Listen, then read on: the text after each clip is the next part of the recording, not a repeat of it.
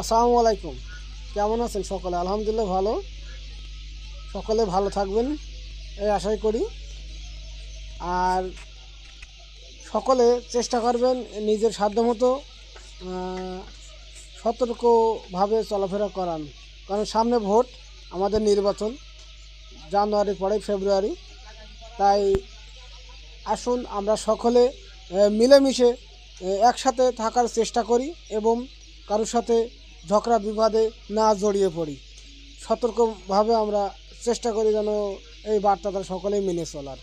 কারণ একটা দেশের নির্বাচন সময় আসলেই বিভিন্ন রকমের মানুষজনের আসা যাওয়া চলাফেরা শুরু হয়।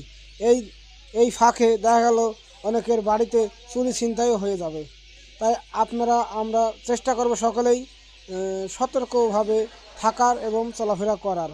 আর কোনো বিবাদে যেন আমরা না জড়িয়ে যাই, সেদিকে একটু লক্ষ্য রাখবো ইনশাআল্লাহ। ধন্যবাদ।